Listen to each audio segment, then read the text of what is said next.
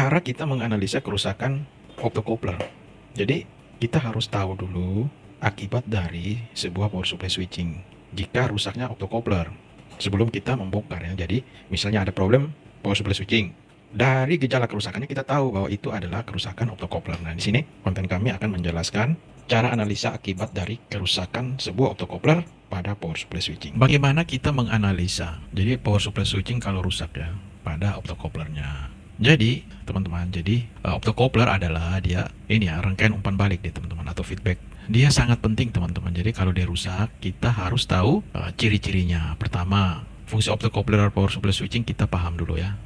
Jadi deskripsinya seperti ini teman-teman.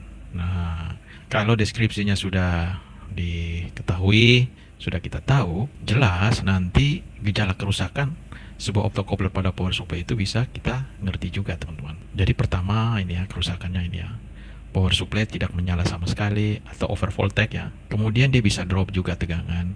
Dia restart, protect terus menerus, dia restart. Kemudian ini tegangannya berfluktuasi, ini artinya berayun. Dia berayun-ayun. Jadi naik turun naik turun. Nah, ini juga akibat dari optocoupler ini rusak. Nah, ciri-ciri ini harus diketahui teman-teman. Jadi dalam penanganan pasti akan lebih mudah. Yang ketiga, kita harus tahu juga cara menguji optocoupler yang dicurigai rusak kan.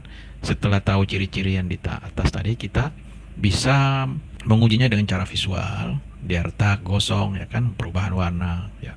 Perlu kita curigai. Kemudian pengukuran dengan multimeter pada posisi dioda tes. Nah, di sini ini adalah metodenya. Tinggal teman-teman simak ya, ada 2 langkah ini.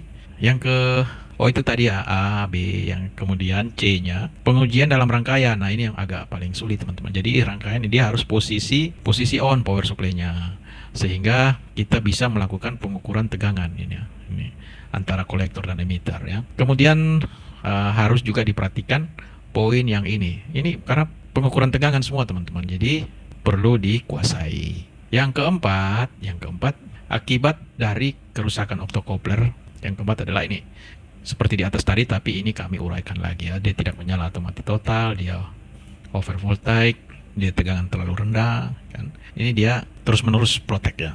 Jadi dia restart on off gitu ya. Nah, itu hanya langkah-langkah ini yang perlu kita pahami tentang si optocoupler. Ya, anggap saja ini tutorial rahasianya teman-teman. Jadi cara memperbaikinya tinggal kita ganti optocoupler jika analisanya sudah tepat ya. Analisa tepat kita tinggal menggantinya. Nah, kemudian ini adalah poin-poin yang harus kita dalam melakukan penggantian. Oke teman-teman, jadi silakan disimak sehingga konten kami bisa berkembang.